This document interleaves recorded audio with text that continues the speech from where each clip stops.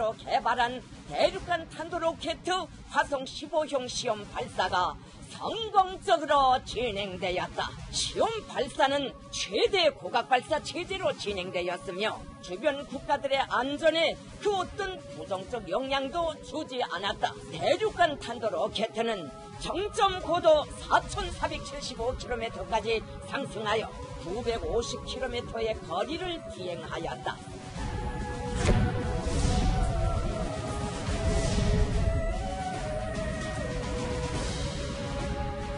북한의 이번 미사일 시험 발사 배경에 대해 미국에 대한 타격 능력을 과시하는 한편 중국의 대북 제재 동참에 대한 불만을 표출하기 위한 의도로 분석했습니다.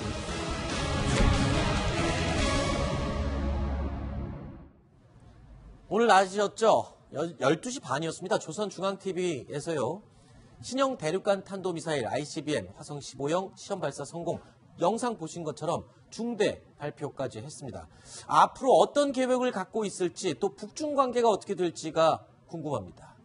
먼저 리춘희 아나운서의 이 부분 다시 한번 확인해 보시죠.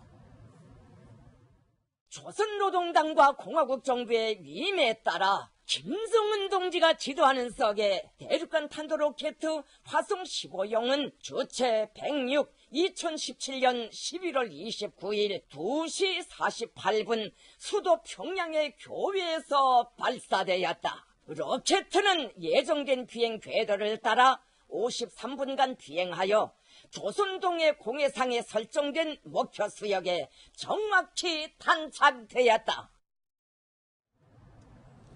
자, 오늘 중대 보도에서만 보였던 장면이 근데 하나가 있습니다. 이종호 시장님, 지금 뿔테 안경을 쓴 모습이 이번에 공개가 됐어요. 이 종이에 사인을 하고 있는 모습인데 여전합니다. 삐뚤루. 네.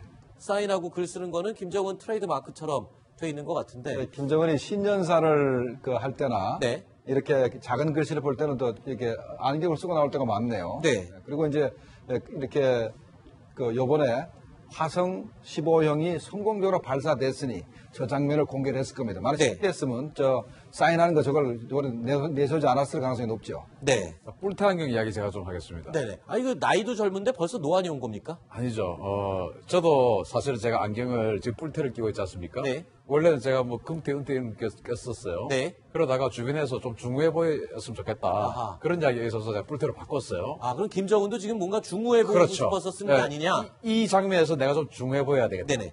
그런 코디가 작용하지 않았나. 김여정이 코디를 해줬을 수도 있겠죠. 네. 조금 전에 영상에서 보셨지만 리춘희 아나운서가 이 부분을 강조했습니다. 주변 나라들에 대해서는 위협하지 않는다. 이 말을 유독 강조를 했어요. 이 말은 아까 잠깐 언급하기도 했지만 주변 국가들로부터 어떤 압박과 제재를 받는 것들은 좀 피하고 싶다. 이런 마음이 담긴 건가요? 북한에 어떻습니까? 그렇습니다. 아나운서가 7월 달에 말을 잘못해가지고 전 세계 나라가 지금 북한 대사들을 쫓아내고 지금 제재에 동참하고 있잖아요. 그걸 좀 풀고 싶은 거죠. 풀고 싶기 때문에 우리는 미국이 우리를 공격할 때 대비해서 방어용 무기로 가지고 있는 것이지 다른 나라는 상관이 없다. 이거를 강조하고 있는 것입니다. 네. 두 가지죠.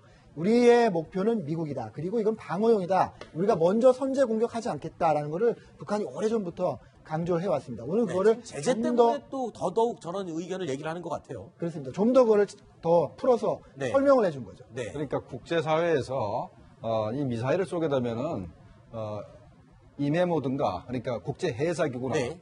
국제민간항공기구다 연락을 해야 됩니다. 그렇죠. 사회에다 연락을 해야 되는데 예. 연락 안 하면 그냥 쐈지 않습니까? 네. 그러니까 이제 와서 모리발 내는 겁니다. 네. 어떤 나라도 피해를 주지 않았다. 이렇게 네. 얘기하고 있는 거죠. 국제해사기구에 연락을 해서 통보를 해서 이 낙하체가 떨어질 수 있으니 그 해역에 지나지 말라고 미리 알려야 되는 게 국제사회의 기본이죠. 그런 것조차 하지 않는 것이 북한 김정은입니다. 자, 그런가 하면 문 대통령은요 새벽 3시에 북한의 미사일 발사 바로 보고 받았습니다. 그리고 우리 정부에서도요 발사를 미리 알고 있었던 것으로 확인이 됐죠. 또한 북한이 앞으로 추가 도발할 가능성 여전히 열려 있습니다. 그거를 배제하지 못한다. ICBM급인데 능력은 분명히 진전이 되었고 지금까지 3번에 걸쳐서 ICBM급은 3번에 걸쳐서 발사됐죠 아마. 그중에서 가장 진전된 것으로 평가를 합니다. 전략적으로 보면 예견된 도발이었다. 최근에 징후가 있었다.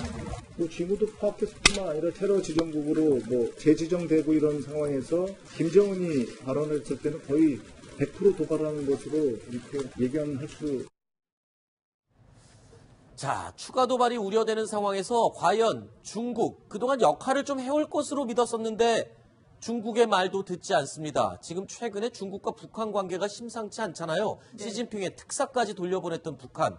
중국 매체들도 지금 심각하게 이 화성 15형 발사 보도하고 있죠. 일단 오늘 발사하고 난 다음에 주요 매체들이 지금 보시는 것처럼 긴급 보도를 하고 외교부에서도 엄중한 우려와 반대를 표명한다. 굉장히 표면적으로는 무미건조한 그런 반응을 내놨는데 속으로는 엄청나게 짜증날 겁니다. 네. 일단은 이번에 북한이 도발을 좀 자제하고 그러면 그걸 명분으로 해서 한미 군사훈련 좀 하지 마라. 네. 내년에 평창 올림픽도 있으니까 네. 소위 말하는 쌍중단이라는 거를 실현시키려고 했던 게 중국의 의도였거든요. 미군의 영향력을 어쨌든 한반도에서 빼고 싶었는데 그렇게 요구할 명분이 이번 도발로 더더욱 없어졌습니다. 네. 사드 빼란 얘기도 이제 우리 한국 정부에 대야 되고 더 하기가 어려워진 상황이거든요. 그렇죠. 군사훈련 중단 자체는 일단 말도 안 되고요. 네. 그렇기 때문에 중국 입장에서는 지금 이러나 저러나 북한에 대해서 굉장히 짜증이 날 것 같다는 생각이 듭니다. 최근에 중국과 북한 접경 지역에 있는 조중우이교라는 교역을 상징하는 다리도 지금 폐쇄했고요. 중국에서 출발하는 그리고 평양을 잇는 항공편도 국적기가 모두 지금 끊겼고요. 안 그래도 시진핑이 지금 괘씸해서 김정은을 쳐다보고 있는데 오늘 사건 때문에 저희가 이렇게 해봤습니다. 속된 표현으로 뚜껑 열린 시진핑 아니냐. 엄청나게 속으로 지금 짜증이 나 있을 것 같습니다. 네, 오늘 새벽에 미사일 도발을 보면서 버뜩 든 생각은 중국 특사가 평양에 갔을 때 네. 김정은이 안 만나줬잖아요. 네. 그때 아마 이런 얘기를 했을 수도 있겠다. 우리는 계속 핵 미사일 실험을 하겠다라는 얘기를 중국에 했을 수도 있겠다 하는 생각이 듭니다. 네. 지금까지 알려진 거는 중국이 미국에 알려줬다고 하는 그 대화의 내용은 대화에 나와라. 우리 대화 나갈 수 없다. 이 정도였는데 네. 거기 플러스 대화에 나갈 수 없다. 그리고 우리는 계속 할 것이다. 라는 것 정도는 중국에 아마 미리 알려줬을 것 같은데 네. 여러 가지 정황이 그렇습니다. 지금 말씀하신 그 다리 문제도 그렇죠.